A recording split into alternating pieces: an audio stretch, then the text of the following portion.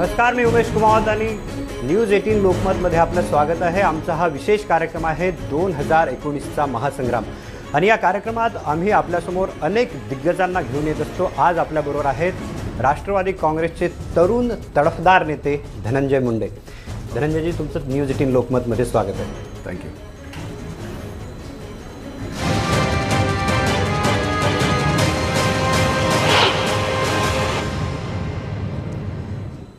धनंजयजी, आज एक मोठी घटना तुमच्या जिल्ह्यात झालेली आहे।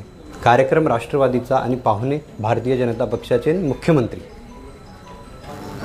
खरं तर कदाचित त्या नगरपालिकेला मोठ्या प्रमाणामध्ये निधी या सरकारने दिला आणि त्या कार्यक्रमाला मुख्यमंत्र्यांना बोलवलं। काही कार्यक्रम सरकारचे होते आणि त्या सरकारच्या कार्यक्रमामध्ये स्थानिक आमदार म्हणून जर त्यांचं पत्रिकेत नाव असेल तर एक प्रोटोकॉल असतो आणि त्या प्रोटोकॉलप्रमाणे स्वाभाविक आमचे तिथले नेते त्या कार्यक्रमाला गेले।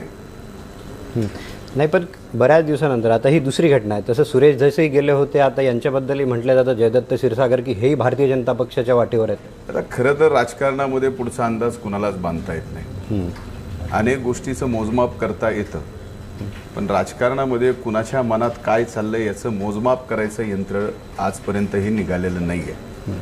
त्यामुळे मला असं वाटत नाही की सुरेश धसांच्या बाबतीमध्ये जे घडलं ते बीडमध्ये आत्ता घडेल। हा एक कार्यक्रम होता, काही सार्वजनिक योजनेचे उद्घाटनाचे कार्यक्रम होते, भूमिपूजनाचे होते आणि तिथले स्थानिक आमदार म्हणून ते गेले असावेत असा माझा समज आहे। तुमच्या तिथे आरोपही झाले की आता राष्ट्रवादी जो आहे तिथे तो घरफोडी प्रायव्हेट लिमिटेड झाला आहे। खरं तर ज्यांनी आरोप केले त्या पक्षांनी कुणाकुणाचे घरं जर यापूर्वी फोडलेले आपल्याला माहिती पाहिजे असेल तर अगदी आपण फार जुन्या काळात जाऊ, ज्यावेळेस विजयसिंह मोहिते पाटलांचं कुटुंब त्यांचे सख्खे भाऊ बाजूला भारतीय जनता पार्टीने काढले आणि प्रतापसिंह मोहिते पाटलांना लोकसभेची उमेदवारी दिली, त्याला आपण घरफोडी म्हणणार का काय म्हणणार? शिवाजीराव पाटील निलंगेकरांकडून त्यांचे नातू संभाजी पाटील निलंगेकर जे आज मंत्री आहेत त्यांना भारतीय जनता पार्टीने बाजूला केलं, याला आपण घरफोडी म्हणणार का काय म्हणणार? आणि आज ज्या पद्धतीचं राजकारण भारतीय जनता पार्टीचं चाललंय आणि कुणाचंही कसंही घर फोडायचं आणि घर फोडून भारतीय जनता पार्टी पक्ष वाढवायचा, त्यामुळं ही जे शब्द आहेत त्यांनी राष्ट्रवादी काँग्रेस पार्टीच्या बाबतीत वापरले हे पहिल्यांदा लागू भारतीय जनता पार्टीवरती होतात। म्हणजे तुमचं घरफोडीला समर्थन आहे? माझं घरफोडीला समर्थन नाही आहे। नाही, तुम्ही जेवढं सांगताय की हे एक लक्षात घ्या, मुळामध्ये घरफोडीच्या संदर्भामध्ये घरफोडी कुठून झाली याचे संदर्भ मी तुम्हाला दिले आणि ते संदर्भ काय आहेत तर पहिली घरफोडी विजयसिंह मोहिते पाटलांच्या घरात झाली, दुसरी संभाजी पाटील निलंगेकरांच्या म्हणजेच माजी मुख्यमंत्री शिवाजीराव पाटील निलंगेकरांच्या घरात झाली, ती कुणी केली? प्रश्न हा आहे। राहिला विषय घरफोडीच्या बाबतीमध्ये जर ते आमच्या कुटुंबाच्या बाबतीत बोलत असतील तर तो प्रश्न वेगळा असू शकतो आणि त्याचं उत्तरही वेगळं असू शकतं। नाही, जयदत्त क्षीरसागरांचं घर कुणी फोडलं हा आरोप तर सरळ तुमच्यावरच आहे। तर एक लक्षात घ्या, माझं घरफोडीच्या बाबतीत क्षीरसागरांचं कुटुंब एकत्र राहावं, क्षीरसागरांच्या कुटुंबात एकत्रित राजकारण व्हावं ही राष्ट्रवादी काँग्रेस पार्टीची आजही भूमिका आहे आणि पुढेही राहील। आता विषय त्यांच्या घरातले जे प्रश्न आहेत तर त्या कुटुंबातल्या प्रमुखांनी ते प्रश्न सोडवावेत ही एक स्वाभाविक भावना माझ्यासारख्याच्या मनात आहे। त्यामुळे राष्ट्रवादी काँग्रेस पार्टीने कुठं तिथे क्षीरसागरांना डावललंय अशातला भाग नाही। तर 2 महिन्यापूर्वी विजय संकल्प मेळावा ज्यावेळेस झाला, आदरणीय पवारसाहेब त्या ठिकाणी होते, 1 लाख लोक त्या सभेला होते, त्या सभेलाही क्षीरसागर साहेब होते। त्यामुळे त्याचं नियोजन तर संदीप क्षीरसागर करत होते ना? जयदत्त क्षीरसागर कुठे होते तिथे? नाही, स्टेजवर होते, त्यांनी भाषण केलं। आपण जर त्या कार्यक्रमाचे सर्व क्लिप्स काढल्या आत्ताही तर क्षीरसागर साहेबांचं त्या ठिकाणी भाषण झालं, ते स्वतः स्टेजवर होते आणि स्वाभाविक आहे ते आमच्यासाठी सिनियर नेते आहेत। संदीपला सोडून जयदत्त क्षीरसागरना तिकीट मिळेल? नाही, एक लक्षात घ्या, आता तुम्हाला नेमकं उत्तर काय पाहिजे हे सगळ्यात महत्त्वाचं नाही। माझं हे म्हणणं आहे की पक्ष वाढवण्यासाठी घरफोडी आवश्यकच आहे। पहिला प्रश्न तुम्ही उपस्थित केला की क्षीरसागरांच्या कुटुंबामध्ये घर फोडण्याचं काम आम्ही केलं, या बाबतीत आम्ही आपल्याला सांगितलं की घराच्या कुटुंबाच्या आम्ही वादात- नाही सांगितलं हा आरोप तिथे लागलाय. तेच सांगतो मी की जो आरोप झाला त्या आरोपावर आपण प्रश्न उपस्थित केला. येस, आपण प्रश्न उपस्थित केल्यानंतर माझं स्वाभाविक असं मत आहे की घराचा प्रश्न आहे तर घराच्या कुटुंबातल्या प्रमुख व्यक्तीने ते सोडवावा.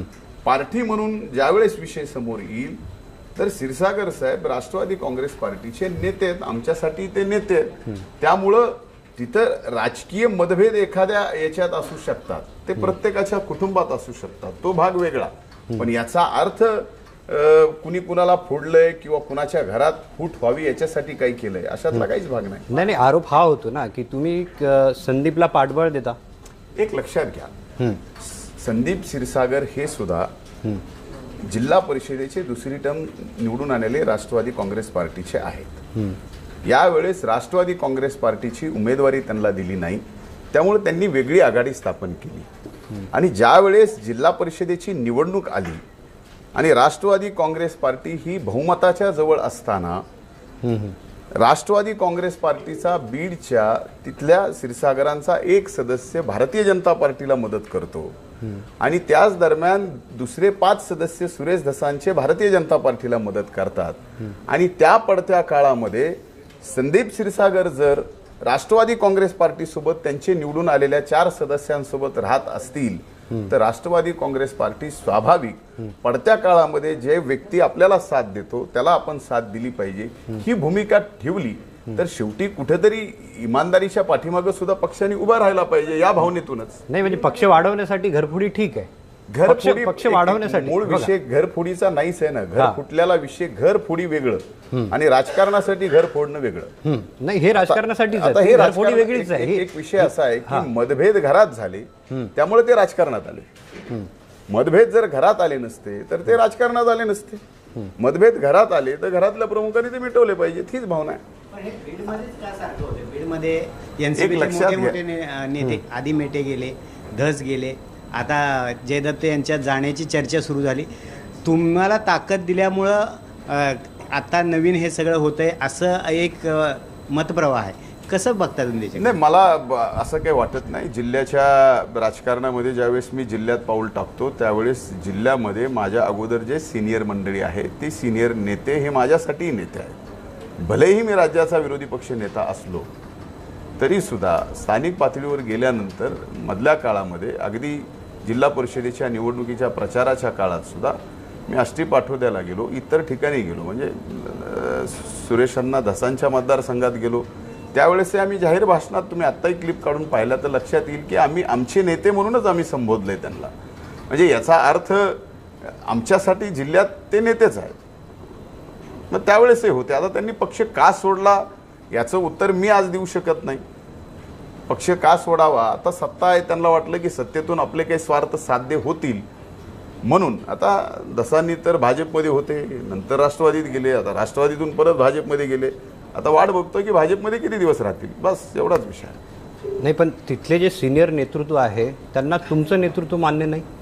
मग हे बघा, माझं नेतृत्व जिल्ह्यामध्ये मी नेतृत्व करतच नाही. हे सिनियर जी मंडळी आहे ती राष्ट्रवादी काँग्रेस पार्टीचं नेतृत्व करते आणि इतर जे काही सामान्य कार्यकर्ते आहेत एका मतदारसंघापुरतं काम करत असतील अशापैकी जिल्ह्याच्या ठिकाणी मी आहे. त्यामुळं मी तिथं नेता आहे ना, मी असं कधी दाखवलं ना मी आहे.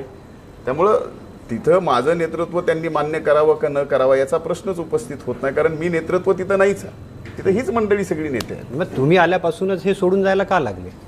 बघा, आता मी तेच म्हणलं की कुणी पक्ष सोडून गेल्यानंतर ते का सोडला किंवा एखाद्याच्या मनात पक्ष सोडावा असं आलं तर ते का आलं याचं उत्तर कुणीच देऊ शकत नाही.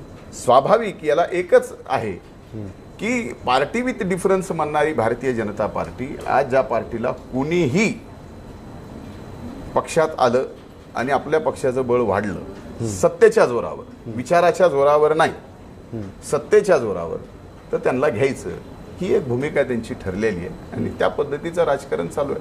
आता स्वाभाविक आहे की ह्या सगळ्या परिस्थितीमध्ये तिथं आज भाजपकडनं मेटे साहेब आहेत, तिथं भाजपच्या पालकमंत्री आहेत आणि पुन्हा क्षीरसागरांचा आज हा कार्यक्रम झाला आहे. तर त्याला माझ्या दृष्टीनं असं आहे की मुख्यमंत्री आलेत आणि त्यांच्या कार्यक्रमाला तिथले आमदार म्हणून गेले असावेत हा माझा आजही प्रामाणिक समज आहे. म्हणजे जाताना सगळे तुमच्यावर का आरोप करतात? आता कदाचित मी सरकारला या पद्धतीनं विरोधी पक्ष नेता म्हणून घेरलंय आणि ज्या पद्धतीनं सरकारला लोकभिमुख काम सरकार करत नाही हे वारंवार मी जनतेत जाऊन सांगतोय किंवा मला सभागृहामध्ये संधी मिळते त्यावेळेस मी वारंवार हे जनतेच्या समोर आणतो. त्यामुळं काही जरी केलं तर तिथं मी बदनाम झालो पाहिजे, माझं खच्चीकरण झालं पाहिजे, याच्यासाठी जे काही राजकीय डावपेच करायचे असतात त्यातला हा एक डावपेच असावा. गटतट झाले ना तिथे, तुमच्यामुळे गटतट झाले.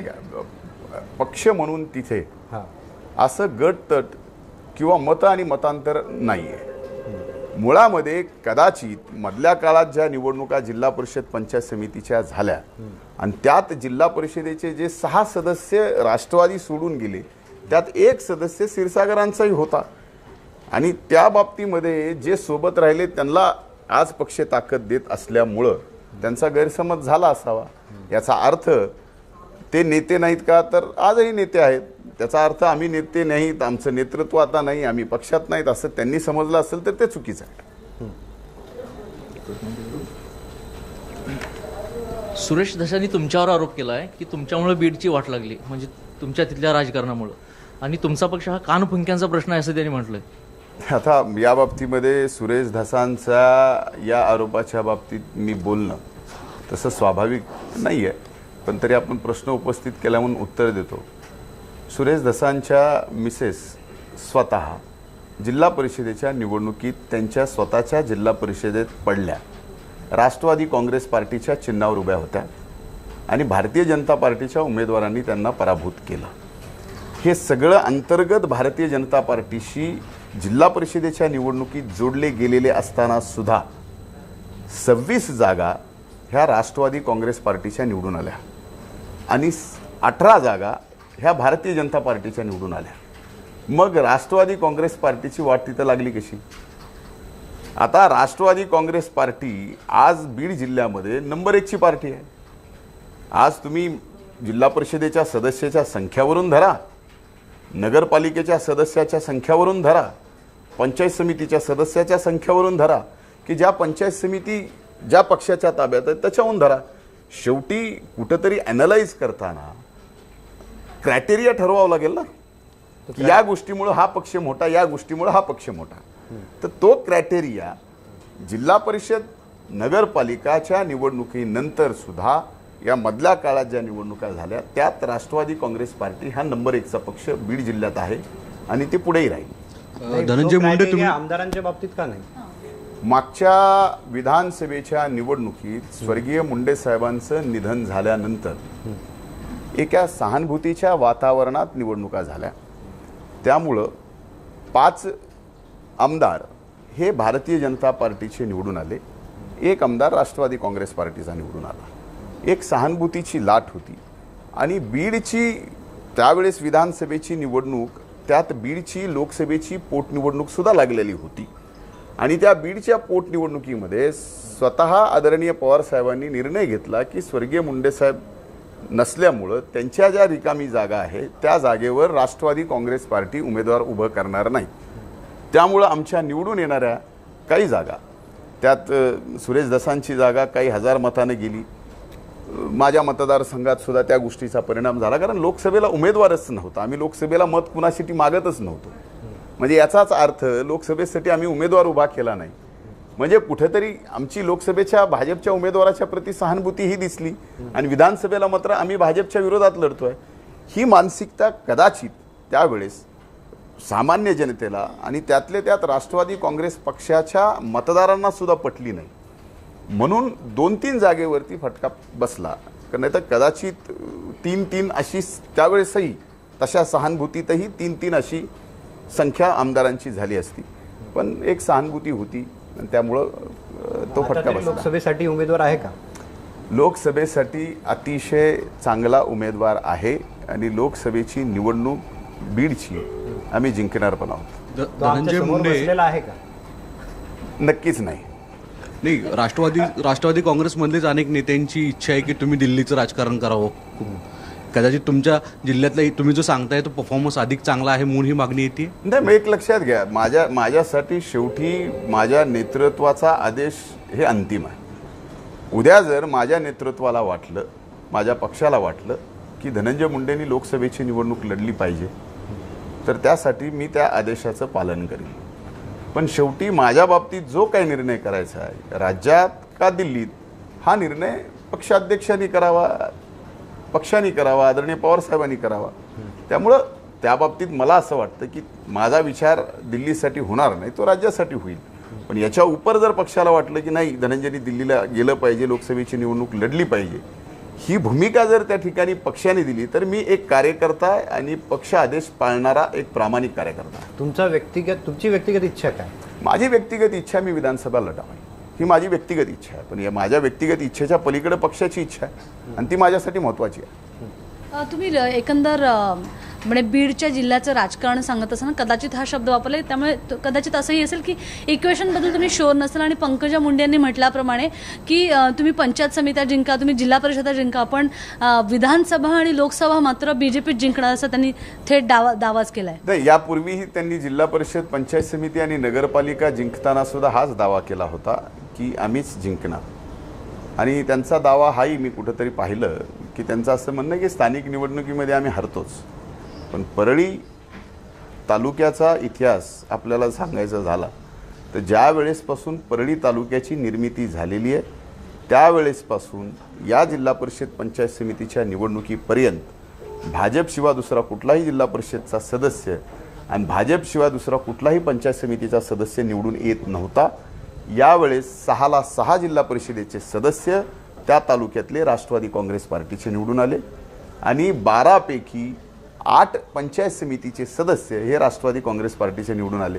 म्हणजे 25 वर्षाचा इतिहास पंचायत समितीचा तालुक्याचा पाहिला तर हा बदल झालेला आहे. जो आज पंचायत समितीमध्ये आपण जिल्हा परिषदेमध्ये बदल पाहतोय, नगरपालिकेच्या निवडणुकीत आपण बदल पाहतोय, तोच बदल विधानसभेच्या आणि लोकसभेच्या निवडणुकीत सुद्धा होणार आहे. म्हणजे तो पॅटर्न तुटणार असं तुम्हाला वाटतं? नाही, एक लक्षात घ्या, म्हणजे तुम्हाला मी आज हा अति आत्मविश्वास होईल आपल्यासमोर सांगणं, शेवटी निवडणूक आहे आणि निवडणुकीमध्ये मायबाप जनता ठरवते की कुणाला आपली सेवा करायची संधी द्यायची. तर आम्ही ज्या पद्धतीनं काम केलं आहे त्या पद्धतीनं आम्हाला नगरपालिकेत आणि जिल्हा परिषद पंचायत समितीमध्ये त्याच मायबाप जनतेने सेवा करायची संधी दिली. आज आम्ही प्रामाणिकपणे सेवा करतोय आणि ती सेवा पाहता आम्हाला असा आत्मविश्वास आहे की येणाऱ्या काळामध्ये विधानसभा असो, लोकसभेच्या निवडणूक असो, आम्ही जे काम केलं आहे, भलेही आम्ही विरोधी पक्षात असू, पण आम्ही जे काम केलं आहे त्या कामाकडं पाहून या विधानसभा आणि लोकसभेच्या निवडणुकीत सुद्धा राष्ट्रवादी काँग्रेस पार्टीला मायबाप जनता संधी दिली. धनंजयजी, एक आरोप गेले म्हणजे 2 आठवडे आम्ही बघतो तुमच्यावर लागतो, तो म्हणजे तुम्ही. एक मिनिट आपल्याला थांबू. हां, सांगा ना काय. आपण सुरुवातच बीडच्या राजकारण केली आहे. कदाचित आपण विसरला असाल की मी राज्याचा विरोधी पक्ष नेता आहे. नाही, ती घटना आजची आहे म्हणून आम्ही सुरुवात त्यामुळे केली, कारण ती ताजी घटना होती. एक आरोप तुमच्यावर लागतोय गेले 2 आठवडे की तुम्ही तोडपाणी करणारे नेते आहात.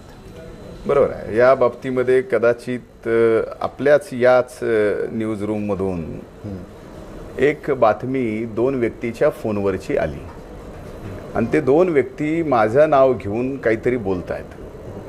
आता ते बोलण्यामध्ये खरं जर्नलिझम आपण ज्याला म्हणतो, थर्ड पार्टी जर्नलिझम कुठेही होत नाही. त्यावेळेस मी काही मिनिटाच्या अगोदर आपल्या न्यूजच्या प्रतिनिधीच्या सोबत आझाद मैदानावर एक आंदोलनात होतो. त्यावेळेसही त्यांनी माझ्याशी काही विचारलं नाही किंवा तुम्ही अशा पद्धतीची एखादी ब्रेकिंग करताय. आणि तुमच्याकडे आता माझ्याकडे तर अनेक अशा क्लिप आहेत की ज्या क्लिपमध्ये कुठल्या तरी मंत्र्यांचं नाव घेऊन, केंद्रीय मंत्र्यांचं नाव घेऊन 2 व्यक्ती बोलत आहेत. अशा क्लिप पाहिजे असेल तर मी अनेक तुमच्याकडे देतो. पण त्या हा आरोप जो आहे, हा आरोप इथे पंकजा मुंडेंनीही लावला होता, सुरेश धसांनी तुमच्यावर लावला. मी तो आरोप विचारतो. राईट, मी तेच सांगतो मी आपल्याला की ते आरोपाची सुरुवात कुठून झाली हे तर सांगावं लागेल. तर ती इथून झाली आणि ते आरोप का होतोय, कारण मी वारंवार या सरकारमधल्या मंत्र्यांचे घोटाळे बाहेर काढतोय. मी पहिल्या 3 वर्षात या मंत्रिमंडळातील 16 मंत्र्यांचे घोटाळे पुराव्यानिशी बाहेर काढले. त्यामुळे स्वाभाविक आहे की हा एक व्यक्ती अख्ख्या मंत्रिमंडळाला आपल्या घोटाळे काढून बदनाम करतोय, म्हणजे खऱ्या अर्थानं बदनाम करतोय, चुकीचं नाही, बगर पुराव्याचं नाही. तर मग यालाच आपण बदनाम केलं पाहिजे. आणि इट वॉज हे सगळं असं घडवून आणलेलं आहे ते, आणि ते शेवटपर्यंत आता त्याच्यात हक्कभंग झालेला आहे, त्याच्यावरती अनेक चौकशा चालू आहेत, त्याच्यातनं खरं काय ते बाहेर येणारच आहे. माझं तर म्हणणं आहे की मी ज्यावेळेस नियम 46 मी स्वतः माझं कथन सभागृहात केलं की या बाबतीत तुम्ही CBIची जी कुठली चौकशी आहे ना ती करा, की या बाबतीत धनंजय मुंडेंचा आणि त्या व्यक्तीचा कुणाचा संबंध किंवा समोर भेटाभेट झाली तरी, आणि ज्या विषयाच्या संदर्भात ते निवेदन माझ्याकडे आलं होतं त्या विषयाचं मी 1 मार्च 2018 पर्यंत फॉलोअप घेतला ना. मी लक्षवेधी मांडली आहे, मी सरकारकडून उत्तर घेतलंय, त्याच्यात सरकारला कारवाई करायला लावली आहे, आणि त्याचा फॉलोअप मी 1 मार्चपर्यंत करतोय. जर मी 1 मार्चपर्यंत फॉलोअप करतोय तर तोडपाणीचा विषय कसा आहे? मी आपल्याला एक प्रश्न विचारतो. मी 16 मंत्र्यांचे घोटाळे काढले, सरकार तुमचं आहे, मी पुरावे दिलेत सभागृहामध्ये. जर माझा एकही पुरावा खोटा असता तर यांनी मला जगू दिलं असतं का? एका तरी मंत्र्यांनी मी आरोप केलेत आणि ते खोटेत म्हणून माझ्यावर मानहानी दावा दाखल केला का? एका तरी मंत्र्यांनी. 16 मंत्र्यांचे काढले, मी सभागृहात बोललो, मी सभागृहाच्या बाहेर बोललो, सभागृहात पुरावे दिले, आणि यातले अनेक प्रकरणं कोर्टात सुद्धा चालू आहेत. ही कसं आहे की ज्यावेळेस माणूस कन्व्हिन्स होत नाही त्यावेळेस माणसाला कन्फ्यूज केलं पाहिजे. आता ते कन्फ्यूज करायचा एक प्रयत्न आहे, मग काय तर तोडपाणी. आणि मुळात तोडपाणी कधी लक्षात येईल?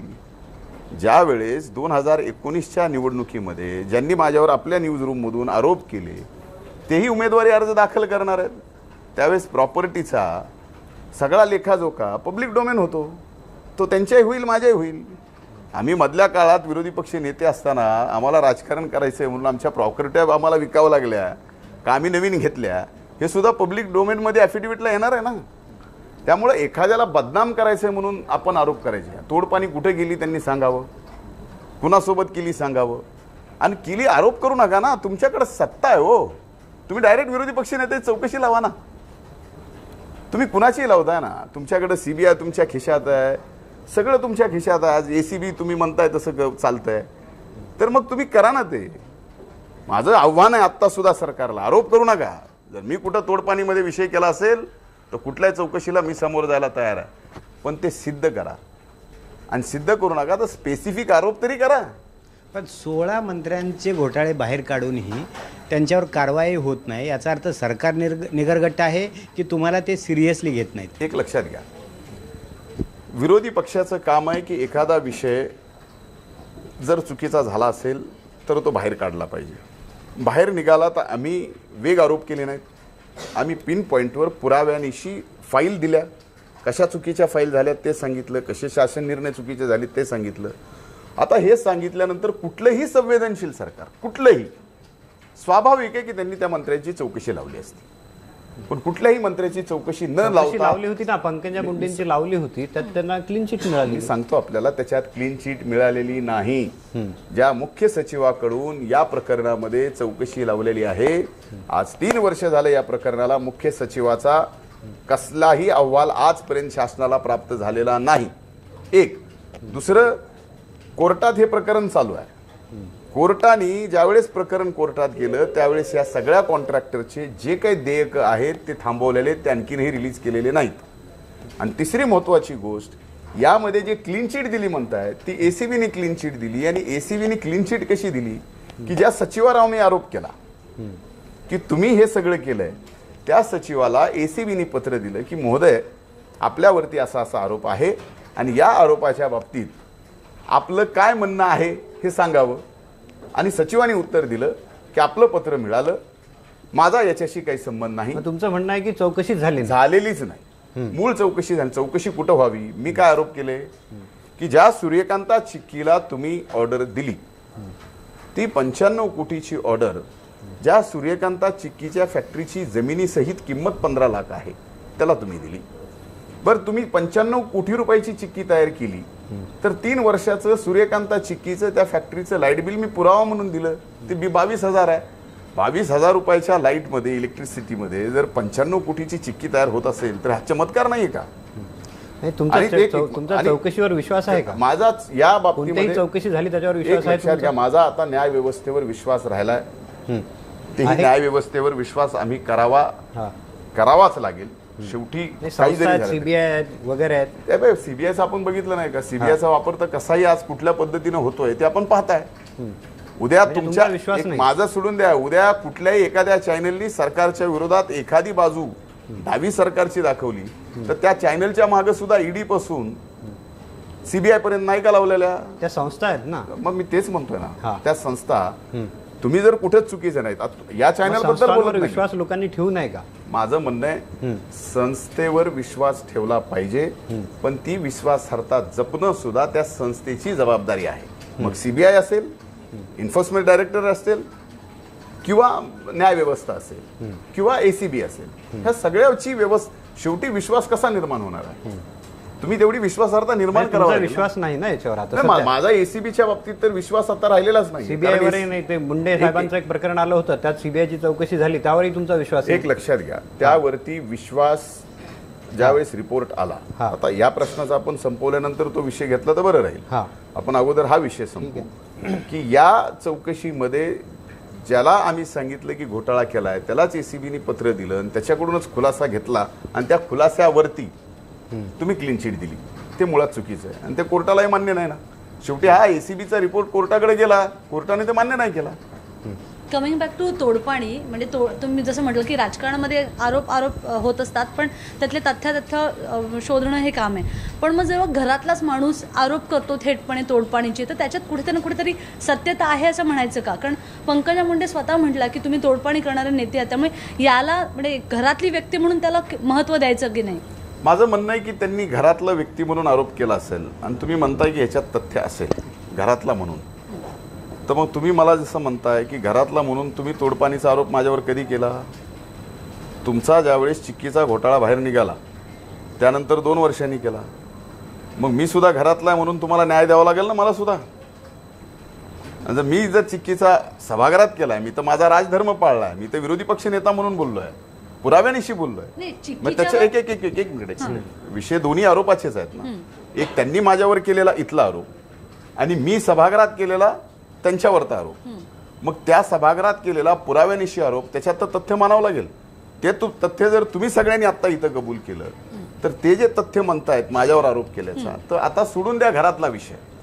तुम्ही मंत्री आहात, सरकार तुमचं आहे, विरोधी पक्ष नेता इथं बसलाय आणि तो स्वतः म्हणतोय की तोडपाणीच्या संदर्भामध्ये मी जर कुठं चुकलेला असेल किंवा मी जर तसं चुकीचं केलं असेल, तुम्ही वाटेल ती चौकशी करा ना, मी तयार आहे चौकशीला.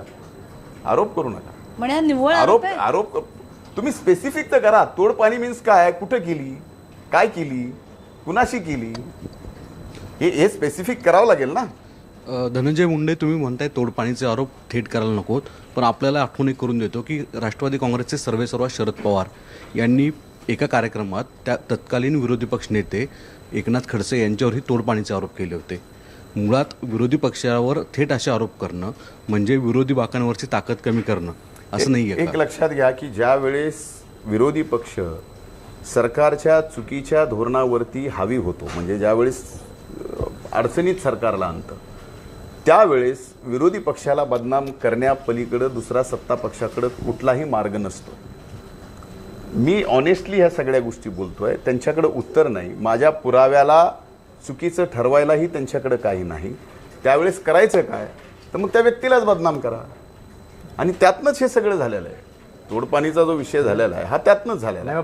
पण एक मिनिट, मी तिथे येतो ना. मी आपल्याला त्याच प्रश्नाचं उत्तर देतोय की त्या काळामध्ये काही प्रकरणं असे समोर आले होते की ज्याच्यात खडसे साहेब पुढे गेले आणि त्यातनं परत मागे आले आणि ते विषय वर्तमानपत्रात छापून आले होते.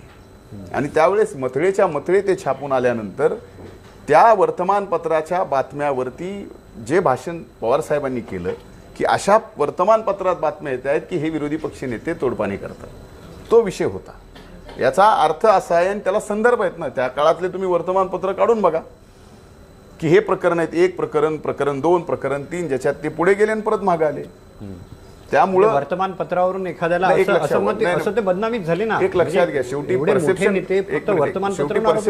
परसेप्शन कुणावर होतं, कुठल्या गोष्टीवर परसेप्शन होतं. आज माझी मुलाखत आपल्या न्यूज चॅनलला चालू आहे, मी जे बोलतोय त्यावर पब्लिक परसेप्शन होईल. वर्तमानपत्रात जे छापून येत आहे त्यावरती पब्लिक परसेप्शन होईल. शेवटी पब्लिक परसेप्शन हे तुमच्या बातम्यावरती निर्माण होतं, तुम्ही काय बोलता याच्यावरती निर्माण होतं. ते सगळ्यात महत्त्वाचं आहे ना. नाही, पण त्याचा आधार घेऊन म्हणजे त्याची चौकशी न करता तसा आरोप लावणं तर एक लक्षात घ्या, ते हा. पब्लिकली बोललेला विषय आहे. सभागृहामध्ये ज्यावेळेस आम्ही बोलतो त्यावेळेस आम्ही पुराव्यानिशी बोललो. आता पब्लिकली कोण काय बोलतं ह्याचे तर अनेक उदाहरणं देते. त्या पब्लिकली ज्यावेळेस आपण जाहीर भाषणामध्ये बोलतो त्यावेळेस भाषणात बोलत असताना आपण वर्तमानपत्राचे संदर्भ देऊन बोलतो. सभागृहामध्ये वर्तमानपत्राचे संदर्भ देऊन बोलू शकतो, पण कितपत सभागृहाने ते मान्य करायचं आणि सरकारने किती गंभीर व्हायचं हा विषय वेगळा आहे. पण जे पब्लिकली भाषण झालं त्या पब्लिकली भाषणामध्ये त्या वर्तमानपत्राच्या संदर्भावरून आदरणीय पवार साहेबांनी त्यावेळेस ते आरोप केलेले होते. धनंजयजी, तुमच्यावर एक आरोप होतो की गोपीनाथ मुंडे यांच्या मृत्यूचं तुम्ही राजकारण करता आणि त्यांचा राजकीय वारसदार बनू पाहता. माझा हा प्रश्न आहे की नेमकं स्वर्गीय मुंडे साहेबांच्या मृत्यूनंतर त्यांच्या मृत्यूचं राजकारण कुणी केलं? ज्यावेळेस स्वर्गीय मुंडे साहेबांचं निधन झालं त्याच्यानंतर आजपर्यंत त्या निधनाच्या बाबतीत एक शब्दाने सुद्धा मी कुठेही बोललेलो नाही. तुम्ही आता तो बोला एक होता, मिनिट तुम्ही प्रश्न एक मिनिट, उपस्थित केला होता. मी बोलतो ना, तिथे येतोय. अपघात का घात हा मुंडे साहेबांवर प्रेम करणाऱ्या प्रत्येक माणसाच्या मनातला प्रश्न आहे. माझ्यासहित माझे तर ते रक्ताच्या नाताचे चुलते आहेत. भरे मधल्या काळात त्यांनी मला बाजूला केलं तरी शेवटी रक्ताचं नातं ते रक्ताचं नातं आहे. पण तरीसुद्धा या विषयावर आम्ही कधीही कुठं अवाक्षर शब्दसुद्धा काढलेला नाही. CBIच्या चौकशीचा अहवाल आला आणि सांगितलं गेलं की 30 दिवसात ही चौकशी पूर्ण केली आणि पूर्ण केल्यानंतर हा अपघातच आहे हा अहवाल आला. त्याच्यानंतर आमच्यासारख्या सगळ्यांचा किंवा CBIने केलं आहे यात आपण काहीतरी तथ्य असेल. पण सामान्य लोक जे स्वर्गीय मुंडे साहेबांवर लाखोच्या संख्येत प्रेम करणार आहेत, कारण ते लोकनेतेच त्या वादच नाही, त्या लोकांच्या मनात CBIने केलेल्या चौकशीचा सुद्धा समाधान नाही झालं ना. बरं, आता माझा एक साधा स्वाभाविक एक प्रश्न आहे तुमचं आपल्याला. समाधान झालं की नाही? माझं सुद्धा तुमचं या समाधान झालं की नाही? नाही झालं. हा, याचं म्हणजे कारण तुम्हाला असं- अजूनही वाटतं त्यात काहीतरी याचं आहे. कारण असं आहे की ज्या वेळेस CBIने चौकशी केली, केंद्रीय मंत्री मुंडे साहेब घरून निघतात विमानतळावर जायला आणि 5:45च्या दरम्यान 6च्या दरम्यान एक गाडी येऊन त्यांना ठोकली जाते आणि त्या गाडीत त्यांचा मृत्यू होतो. आज या घटनेला 4 वर्ष झाले. 4 वर्षामध्ये केंद्रीय मंत्री गेलेत, त्यात ते ज्या गाडीत बसले होते त्या गाडीच्या ड्रायव्हरची चूक आहे का ज्यांनी ठोकली त्या गाडीच्या ड्रायव्हरची चूक आहे? 4 वर्ष कोर्टात काय झालं? अरे साधा व्यक्ती 2 ॲक्सिडेंटमध्ये एखादा जर व्यक्ती गेला तर कुणाला तरी शिक्षा होते ना, भले 4 वर्षानं नाही होणार, 5 पण ते वर्षानं CBI होणार. ने सांगितलं तो ऍक्सिडेंट होता. अरे ऍक्सिडेंटमध्ये ऍक्सिडेंटची शिक्षा नाही व्हायला पाहिजे कुणाला तरी. माझा प्रश्न हा आहे, ऍक्सिडेंट झाला, केंद्रीय मंत्री गेले, पण तो त्यात तो शेवटी झालाच ना, तो accident आहे, तो घात नाहीये. अरे घात, एक मिनिट, आपण समजू की हा ऍक्सिडेंट आहे, क्षणभर समजू, तुम्ही समजा मी समजू, हा ऍक्सिडेंट आहे. तर मग या बाबतीत ऍक्सिडेंटचं प्रकरण कोर्टात चाललं 4 वर्ष, या प्रकरणात काहीच कोर्टात झालं नाही का? कुणालाही शिक्षा नाही झाली का? ड्रायव्हरला 1 दिवसाचा तरी सक्त मजुरीची शिक्षा व्हायला पाहिजे ना. तू चुकलास, तुझ्यामुळे केंद्रीय मंत्री गेले. पण त्याच्या मागे घात नाही ना. एक मिनिट, संशयाचं वातावरण आहे ना. ऍक्सिडेंट असतो. आता येतो तुमच्या घाताच्या संदर्भामध्ये. मूळ विषय की हे सगळे जे प्रश्न आहेत की ड्रायव्हरला कुठली शिक्षा नाही, त्याबाबत कोर्टात काय प्रकरण चालू आहे माहीत नाही. स्वर्गीय मुंडे साहेबांच्या सोबत कोण होतं? त्यांचे PA होते, त्यांची चौकशी झाली का? त्यांच्या मागे एस्कॉर्टची गाडी का नव्हती? केंद्रीय मंत्री होते. ह्या सगळे अनुत्तरित प्रश्न आहेत. त्यामुळं स्वाभाविक आहे की आज आमच्यासारख्यालाही वाटतं की याच्यात कुठंतरी घात आहे. हे परत का विषय निघाला तर सय्यद सुजा नावाचा एक सायबर तज्ज्ञ व्यक्ती जो पूर्वी इंडियन इलेक्ट्रॉनिक्स मध्ये काम करत होता, त्याचा चेहरा तुम्ही बघितला, तुम्ही त्याच्यावर विश्वास ठेवताय. एक मिनिट, मला त्या गोष्टीवर विश्वास नाही. तो काय म्हणला याच्यावर विश्वास नाही. मग त्याच्यावर तुम्ही प्रश्न विचारताय. एक मिनिट ऐकून तर घ्या ना पूर्ण. हा. पूर्ण ऐकून घेतलं तर मला असं वाटतं की तुमचं पूर्ण समाधान होईल, म्हणजे पुढचे प्रश्न तुम्हाला निर्माण होणार नाहीत. सय्यद सुजा कोण याच्याशी मला घेणं देणं नाही.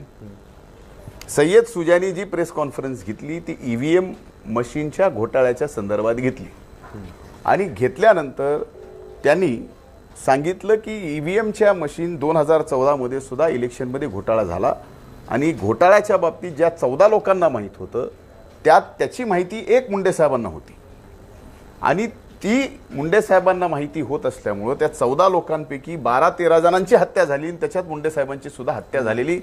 धनंजयजी, जो माणूस तोंडावर कपडा बांधून होता, तुम्हाला काय माहित तो सय्यद सुजा होता? एक मिनिट. हा, तो सय्यद सुजा होता का नव्हता? हा, तो आणखीन कोण होता?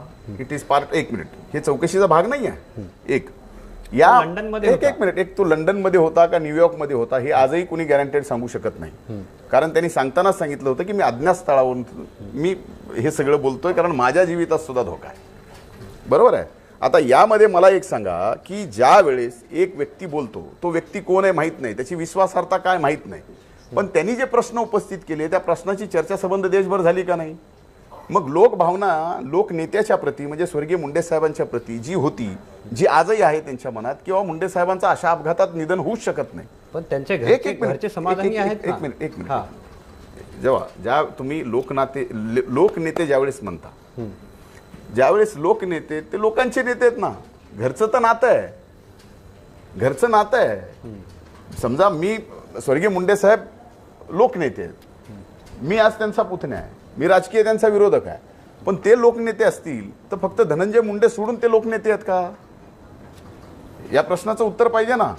म्हणून माझं म्हणणं असं आहे की बाबा तो जो म्हणतोय की ईव्हीएमचा घोटाळा it is a part of national security, आणि त्या ईव्हीएमच्या घोटाळ्यामध्ये तो जर म्हणतोय की 12 पैकी 1 हत्या जी केंद्रीय मंत्र्यांची झाली आहे, ज्यांचं नाव मुंडे साहेब आहेत, त्यांची हत्या सुद्धा झालेली घात आहे, अपघात नाही. एक मिनिट. माणूस लंडन मध्ये कुठेतरी तोंडाला फडकं लावून बघतो आणि तुम्ही त्याचा बरं, रेफरन्स त्याचा एक सांगता की ते आहे मिनिट, तसं. एक मिनिट. मान्य. हा, याच माध्यमातून अशाच पद्धतीचा एक आरोप खडसेवर झाला की खडसे कुठल्या तरी दाऊदच्या माणसाशी बोलले. तो माणूस इथे भंगाळे, महेश भंगाळे इथे त्याने प्रेस कॉन्फरन्स घेतली होती. बरोबर इथे आहे. होता. एक मिनिट. त्याने तोंडावर तो चेहरा हॅकर, फडकं नव्हतं बांधलं. एक मिनिट, तो हॅकर आहे ना. हा, हॅकर आहे. हा दिसला नाही. त्याची इथे चौकशी झाली एक ना. मिनिट. हा दिसला आणि हा दिसला नाही, फरक एवढाच आहे. हा, मूळ मुद्दा असा आहे की स्वर्गीय मुंडे साहेबांच्या घात का अपघात, तुम्ही समजता अपघात, तुमचं म्हणणं आहे ना, तुम्ही मला प्रश्न विचारताय ना की तो त्याच्यावर विश्वास ठेवू नका, हा अपघातच तुम्ही आहे. कसा विश्वास ठेवता हे बोलतोय मी. तुम्हाला सीबीआय वर विश्वास नाही. माझा एक हॅकर तिथे तोंडावर मुळात माझा संशय अपघात का घात हा. याच्यात आहे. बरोबर आहे. बरोबर. अपघात का घात याच्यात माझा संशय जर असेल, आणि त्यामुळे माझा संशय जोपर्यंत समाधानी होत नाही तोपर्यंत हा प्रश्न उपस्थित राहणारच. आणि मी आज हा विषय मी काढला नाही. यातून काही निघणार नाही. एक मिनिट. यातून काही निघणार नाही. आता तुम्हाला जर एवढी गॅरंटी असेल, नाही म्हणजे आता एक माणूस तिथे कोणतरी बोलतो त्यावर आपण डिस्कशन. म्हणूनच आमचं म्हणणं आहे की जर केंद्रीय मंत्रिमंडळाला, आपला मंत्रिमंडळातील एक केंद्रीय मंत्री शपथ घेतल्यानंतर काही दिवसामध्ये आपल्यातून निघून जातो, आणि तो जर ऍक्सिडेंट असेल, घात नसेल, समजा अपघात असेल, तर ह्या 4 प्रश्नावरती तुम्ही मुंडे साहेबांवर प्रेम करणाऱ्या जनतेचं समाधान करणार आहात की नाही? हे करावं लागेल. त्याच्यावर कसं समाधान अरे होईल? पण तुम्ही त्याचं सय्यद सुजा सोडून कोणी इथे द्या. कसं देईल? अरे ऐका ना, सय्यद सुजा सोडून द्या ना. हा, मग तुम्ही सगळं सय्यद एक सुजाचंच मिनिट. बोलताय. नाही, सय्यद सुजाचा विषय आज निघाला. हा. ही शंका सुरुवातीपासून आहे. सीबीआयचा अहवाल आल्यानंतर फक्त हे वातावरण निवळलं, 1 महिन्यात हा विषय शांत झाला. तुम्ही ज्यावेळेस स्वर्गीय मुंडे साहेबांवर प्रेम करणाऱ्या महाराष्ट्रातील तमाम लोकांना जाऊन विचारताल, चर्चा करताल, ग्राउंडवर जाताल, त्यावेळेस मी जी भावना बोललो ती भावना जर त्या लोकांची नसेल तर आपण म्हणाल ती मी शिक्षा घ्यायला तयार आहे. पण मुद्दा हाच आहे की या गोष्टीचं समाधान होणं आवश्यक आहे. शेवटी ते लोकनेते होते, केंद्रीय मंत्री होते, आणि केंद्रीय मंत्र्यांचा ऍक्सिडेंट होऊन 4 वर्षात जर याच्यात कुणालाही शिक्षा, दोष ठरवला जात नाही, कुणी दोषी नाही, हे दुर्दैव आहे. चला ठीक आहे. आता ह्या मुद्द्यावर रिपिटेशन होत आहे. मला तुम्हाला पुढचा प्रश्न विचारायचा आहे. पंकजा मुंडे आल्या होत्या, त्यांनी असं म्हटलं की जर तुम्ही भारतीय जनता पक्षात असते तर त्या राजकारणात आल्या नसते. मुळामध्ये माझा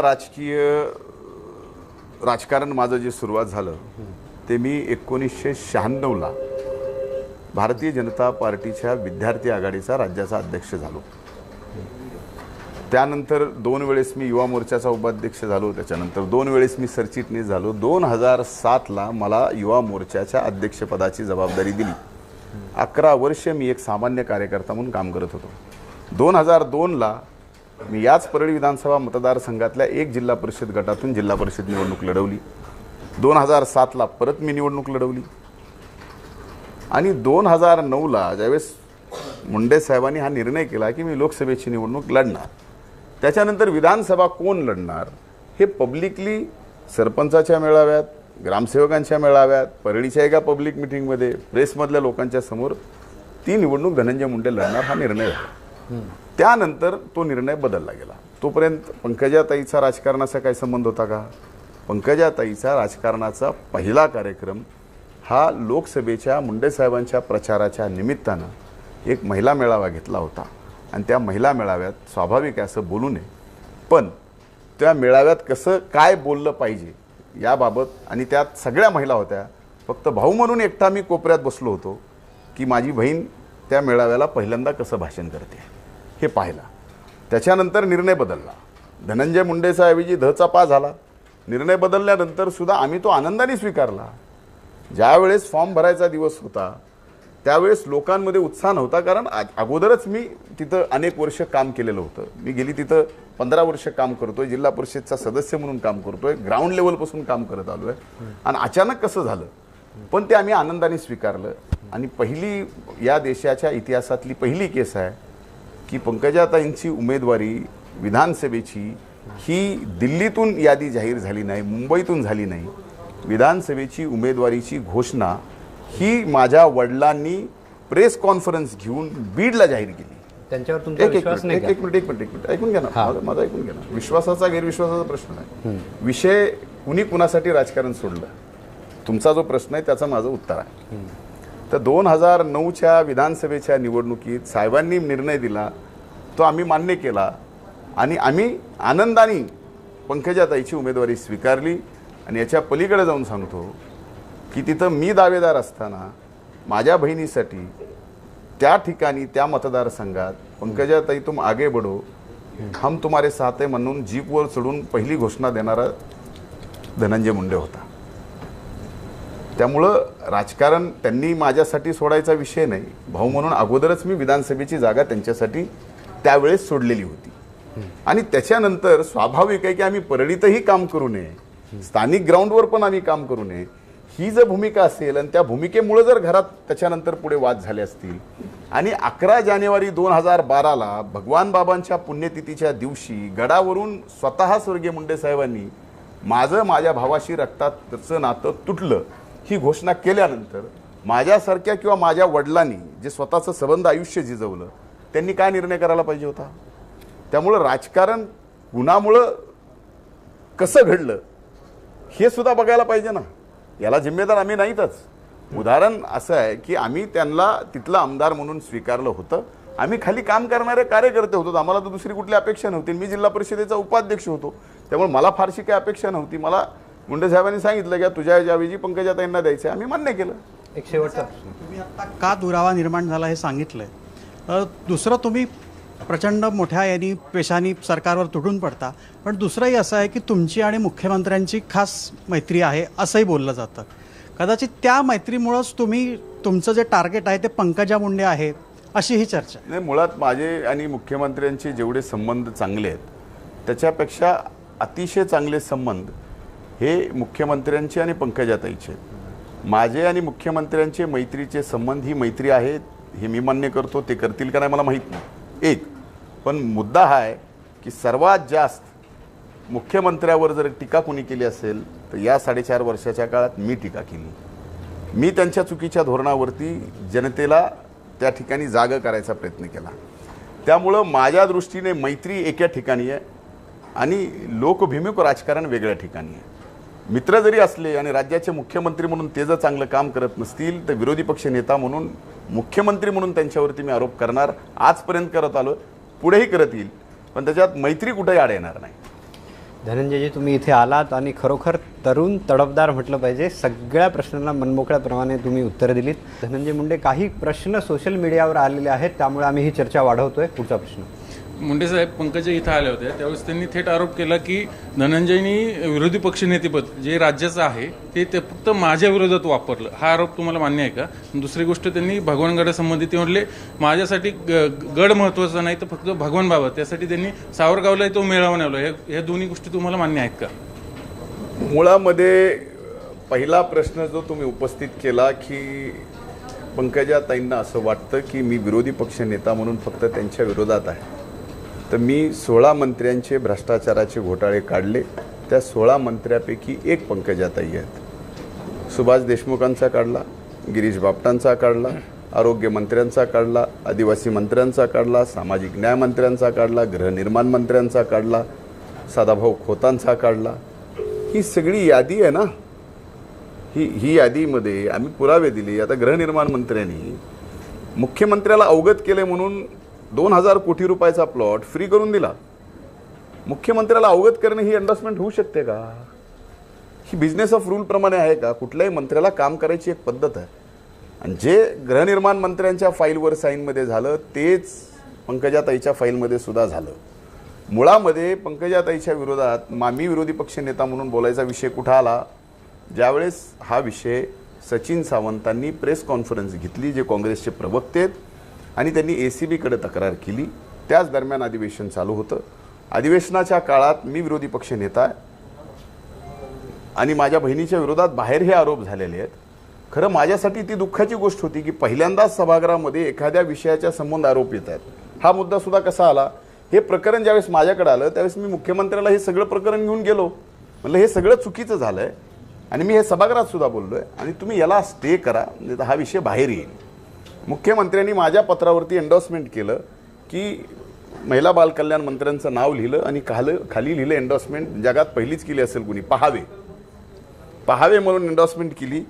आणि ती मंत्री महोदयांकडे गेलं. मंत्री महोदयांनी ते उचललं आणि डस्टबिनमध्ये टाकलं. त्याच्यानंतर ते प्रकरण बाहेर आलं. बाहेर आल्यावर ACBकडे तक्रार झाली, अधिवेशन चालू झालं. मी आता विरोधी पक्ष नेता म्हणून माझा राजधर्म पाळणार नाही. दुःख एवढंच आहे की तेच पहिलं प्रकरण माझ्याच घरातल्या एका व्यक्तीच्या बाबतीत आलं आणि मला राजधर्म पाळावा लागला. आणि तो जर त्यांना वाटत असेल की त्यांच्या विरोधात, तर तो माझा नाविलाज आहे. पण माझा व्यक्तिगत या पुराव्यानिशी मी बोललोय. माझे पुरावे खोडावेत. मला जे शिक्षा द्यायची ती द्यावी. पण मी जे बोललोय, जे पुरावे दिले त्याच्यावरती मी आजही ठाम आहे. कोर्टात प्रकरण चालू आहे. आणि ह्या सगळ्या गोष्टी जे मी केल्यात त्या 16 मंत्र्यांच्या विरोधात केल्या, ज्यांनी चुकीचं केलं त्यांच्या सर्वांच्या, आणि ते पुराव्यानिशी केले. एक भगवानगड आणि सावरगाव याच्या संदर्भातला विषय, माझं असं म्हणणं आहे की भगवानगड आणि भगवान बाबा आमच्या सगळ्यांच्या दृष्टीनं एक श्रद्धेचं ठिकाण आहे, आमच्यासाठी शक्तिपीठ आहे.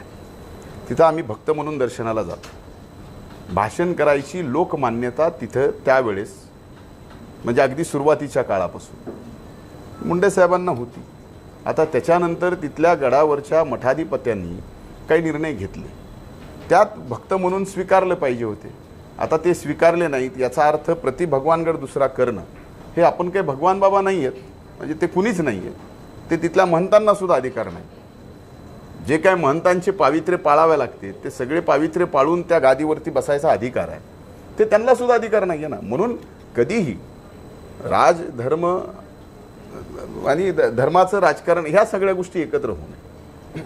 त्यामुळं भगवान बाबा आणि भगवानगड याचं जे महत्त्व आहे, महात्म्य आहे, हे सगळं टिकलं पाहिजे. हे भगवानगडाचा एक भक्त म्हणून माझी अपेक्षा आहे. धनंजयजी, गोपीनाथ मुंडे यांच्या निधनाला घातपाताची किनार लागली आणि त्याच्यानंतर आता राष्ट्रवादी काँग्रेसनं थेट पंकजा मुंडे यांच्या राजीनाम्याची मागणी केली आहे. जयंत पाटलांनी राष्ट्रवादी काँग्रेस पंकजा मुंडेंच्या राजीनाम्याची मागणी का करते? मुळात ते राजीनाम्याची मागणी तशी केली नव्हती. मी त्या सभेत होतो, ज्या सभेत आदरणीय जयंत पाटील साहेब बोलले. त्या सभेत असं म्हणले की जर अशाबाबत संशय निर्माण होत असेल आणि केंद्रीय मंत्री म्हणून आणि पंकजाताईंचे वडील म्हणून अशा पद्धतीचा घातपात झाला असेल आणि याची चौकशी जर होणार नसेल तर अशा सरकारमध्ये राहण्यात अर्थ काय? एखाद्या व्यक्तीने जोपर्यंत चौकशी पूर्ण होत नाही, सर्व प्रश्न जे उपस्थित झाले त्याचं निरसन होत नाही, तोपर्यंत अशा मंत्रिपदावर त्यांनी राहायला नाही पाहिजे, हे ते भाषणाच्या ह्याच्यात बोलले. राजीनामा दिला पाहिजे असं त्यांनी बोललेले नाही आहेत. नाही, एक लक्षात घ्या, मला काय वाटतं हे महत्त्वाचं नाही. माझं म्हणणं आहे की या बाबतीमध्ये चौकशी झाली पाहिजे आणि चौकशी त्या मंत्रिमंडळात असताना होत नसेल तर याच्यासारखं दुर्दैव दुसरं काय असू शकतं? मग काय आम्ही सरकार बदलल्यानंतर आम्ही त्याची चौकशी करायची का? एक मुद्दा हा आहे की ठीक आहे ना, घटना जी झाली आहे, आधार सगळ्यांचा गेला आहे, तर सगळ्यात महत्त्वाचा त्यांच्या घरातला आधार गेला, आमच्या घरातला आधार गेला आहे, जनतेच्या नेते म्हणून आधार गेला आहे. तर त्याचे संशय जनतेच्या मनातले निघावेत, ही चौकशी झाली पाहिजे आणि त्याचा पुढाकार त्यांनी स्वतःहून पुढे घेतला पाहिजे. हे प्रश्नच निर्माण होणार नाहीत ना. काँग्रेस आणि NCP दोन्ही पक्ष संघर्ष यात्रा, परिवर्तन यात्रा काढतायत. मुख्यमंत्री म्हणतायत त्यांच्याकडे माणसं नाहीत, माणसं आणावी लागत आहेत. एकतर या यात्रांना कसा प्रतिसाद मिळतोय, लोकांच्या भावना काय आहेत, आणि हे सरकार मगाशी तुम्ही म्हणालात की 16 मंत्र्यांचे आम्ही घोटाळे काढले मात्र कारवाई नाही. जर तुमचं सरकार आलं तर गृहमंत्री म्हणून जबाबदारी घेऊन त्याच्यावर कारवाई करण्याबाबतचा विचार करताय का? पहिला मुद्दा की आम्ही जी परिवर्तन यात्रा 10 जानेवारीपासून काढली, जवळजवळ या राज्यात 85 सभा घेतल्या. उद्यापासून पुन्हा विदर्भामध्ये आमचा राहिलेला दौरा परिवर्तन यात्रेचा पूर्ण होतोय. समारोपाची सभा ही परळीला या परिवर्तन यात्रेची होणार आहे. एवढा अभूतपूर्व प्रतिसाद मी जे परिवर्तन यात्रेत पाहिला, आमच्या पूर्वीच्या हल्लाबोल यात्रेला पाहिला, असा अभूतपूर्व प्रतिसाद यापूर्वी मी स्वर्गीय मुंडे साहेबांच्या 2 संघर्ष यात्रा पाहिल्या. 94ची पाहिली, त्याच्यानंतर एक 99ची पाहिली. 99च्या काळात उपमुख्यमंत्री असताना त्यांनी परिवर्तन यात्रा काढली, ती पाहिली. महाजन साहेबांनी एक 2004च्या काळात परिवर्तन यात्रा काढली, प्रत्येक सभेला मी होतो. ते आणि आत्ताचं पाहिल्यानंतर जनतेमध्ये प्रचंड या सरकारच्या विरोधात राग आहे, हे आम्हाला दिसतोय. आणि 50-50 हजार जनसमुदायाच्या सभा त्या ठिकाणी होत आहेत. आणि आमच्यासाठी सुद्धा हे एक आश्चर्याचा धक्का आहे. आम्हाला सुद्धा वाटलं नव्हतं की एवढा अंडरकरंट सरकारच्या विरोधात असेल. तो अंडरकरंट आम्हाला आत्ता या ठिकाणी या परिवर्तन यात्रेच्या निमित्ताने दिसतंय. मुख्यमंत्र्याच्या सभेंनाच लोक बोलवून आणावे लागतील. ग्रामीण विकास मंत्रालयाला बस किरायानं करण्यासाठी 2 कोटी रुपये खर्च करावा लागतो. लोक आणण्यासाठी बसचा किराया ग्रामीण विकास विभाग देतं. प्रधानमंत्र्याच्या सभेसाठी ही वेळ, हे जर म्हणतात ना आम्ही चांगलं काम करतोय, हे चांगलं काम करून सुद्धा यांच्यावरती आलेली वेळ की सरकार लोक आणायचे पैसे भरतं आणि हे सभा घेतात. साहेब, तुमच्या मतदारसंघामध्ये तुमचेच कार्यकर्ते घोषणा देतात, आज का DM कल का CM. तुम्ही मुख्यमंत्री पदाचे प्रमुख दावेदार आहात का? बिलकुल नाही. माझा मुख्यमंत्री पदाचा किंवा मी मंत्रिमंडळात असेल नसेल याच्याशी मला काही घेणं देणं नाही. मुद्दा 2 आहे की हे सरकार निवडून आणलं त्यावेळेस, मग दिल्लीतलं असेल की महाराष्ट्रातलं असेल, जनतेच्या मनात एक विश्वास होता की काहीतरी बदल घडेल, काहीतरी हे चांगलं करतील. हे त्यांनी केलं नाही.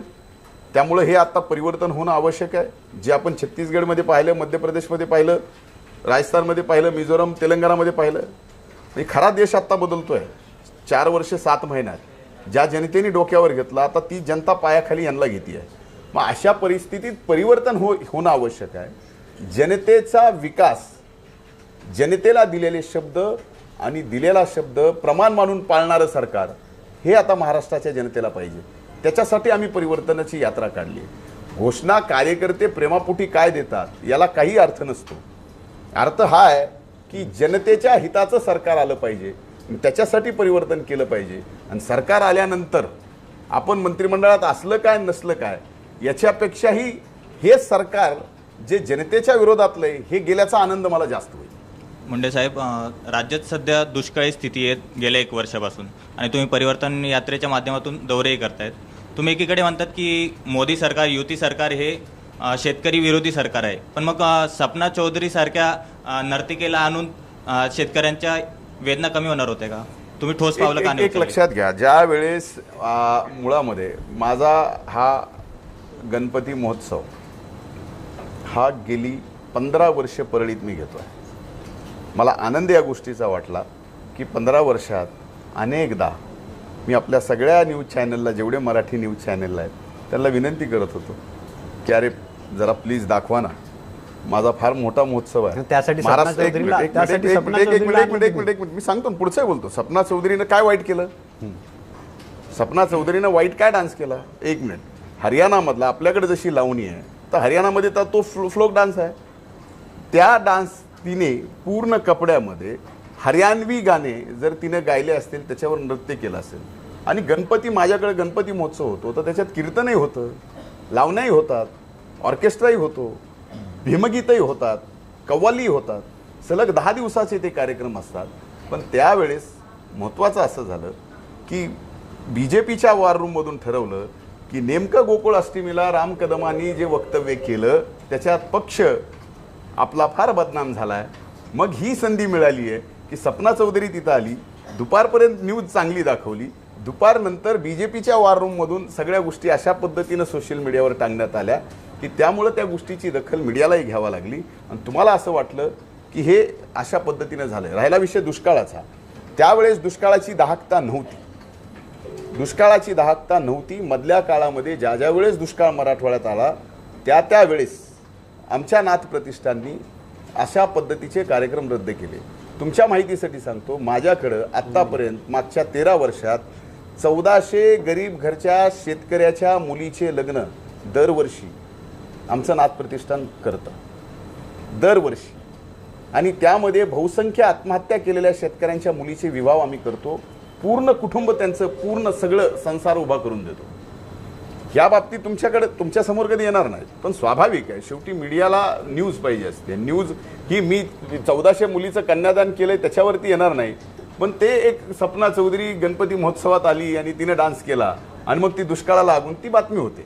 व्हायला पाहिजे, ते स्वाभाविक आहे, ती आवश्यकता तुमची आहे. तशी महोत्सवामध्ये असे सगळे सांस्कृतिक कार्यक्रम होणे ही आमची आवश्यकता आहे, पण त्याच्यात वल्गर काय नव्हतं हे नक्कीच आहे. एक शेवटचा प्रश्न. शकुनी मामा, चिवताई असं प्रकरण आता खूप गाजत आहे. एकतर तुमच्या पक्षाचे सर्वांवर अशा स्वरूपाची टीका होतोय, दुसऱ्या बाजूला पूनम महाजन सुद्धा तुमच्या नात्यांमध्ये येतात. अशा स्वरूपाच्या खालच्या पातळीच्या टीका कशा पद्धतीने पाहता? कारण की हा शेवटी कुटुंबाचा विषय येतो समाजामध्ये. करा वाटते पूनम महाजनांची की आपण आपल्या वडिलांचे आणि आदरणीय पवार साहेबांचे काय संबंध होते, त्यांची काय मैत्री होती याची जाणीव स्वाभाविक महाजन साहेबांची कन्या म्हणून त्यांना आहे. आणि ते नातं या पिढीने नाही जपायचं हे तर असं महाराष्ट्राच्या संस्कृतीत तर कधी घडलं नाही. बरं, आपण सुद्धा कुणावरती आरोप करतोय?